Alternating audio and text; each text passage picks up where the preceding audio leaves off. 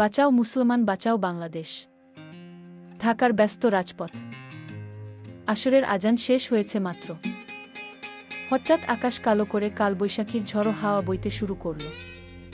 দিন মজুর রহমত মিয়া তার রিকশাটা নিয়ে নিরাপদ আশ্রয়ের খোঁজে প্যাডেল মারছিল। ঠিক তখনই বিকট শব্দে পাশের একটি পুরনো দালানের অংশ ধসে পড়ল রাস্তার উপর। চারিদিকে ধুলো আর কান্নার শব্দ।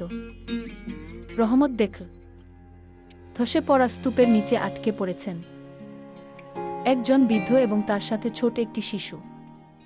রাস্তার লোকজন ভয়ে ছুটোছুটি করছে, কিন্তু রহমত এক মুহূর্ত ভাবল না। নিজের রিকশা ফেলে সে দৌড়ে গেল ধ্বংসস্তূপের দিকে। তার চিৎকার শুনে এগিয়ে এল তরুণ ছাত্র হাসান চৌধুরী। হাসান চৌধুরী চিৎকার করে বলতে লাগল, সবাই এগিয়ে আসুন, আমাদের ভাইরা বিপদে পড়েছে। আমরা বাঙালি, আমরা মুসলমান, আমরা কি আমাদের মানুষকে এভাবে মরতে দেখতে পারি? হাসান চৌধুরীর ডাকে যেন জাদু ছিল।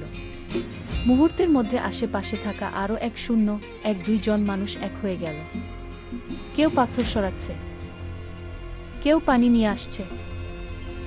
রহমত আর হাসান চৌধুরী মিলে নিজের গায়ের সবটুকু শক্তি দিয়ে ভারী সিমেন্টের স্ল্যাবটা সরাল।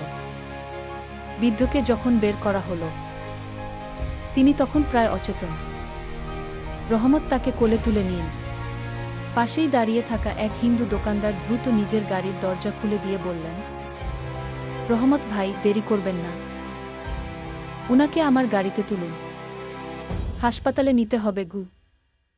হাসপাতালে নেওয়ার পথে রহমত বিড়বিড় করে দোয়া করছিল। হাসপাতালে পৌঁছে ডাক্তার যখন বললেন, ভয় নেই, সময় মতো এনেছেন বলে বেঁচে গেলেন, তখন রহমতের চোখে জল। হাসান চৌধুরী রহমতের কাঁধে হাত রেখে বলল, দেখেছেন রহমত চাচা, বিপদের সময় আমাদের পরিচয় একটাই, আমরা সবাই মানুষ, আর এই দেশটা আমাদের সবার। এভাবেই যদি আমরা একে অপরকে রক্ষা করি, তবেই তো আমাদের বাংলাদেশ বাঁচবে গু। রহমত হাসল। বাইরে তখন বৃষ্টি থেমে গিয়ে পূব আকাশে রামধনু উঠেছে। সে অনুভব করল, ধর্মবর্ণ নির্বিশেষে একে অপরের বিপদে হাত বাড়িয়ে দেওয়াই হল প্রকৃত দেশপ্রেম আর ইসলামের শিক্ষা। এই গল্প থেকে আমরা যা শিখলাম, বিপদের সময় ঐক্যবদ্ধ হওয়াই হল সবথেকে বড় শক্তি। মানুষের সেবা করাই ইসলামের মূল শিক্ষা। দেশকে বাঁচাতে হলে আগে একে অপরের জীবন বাঁচাতে হয়।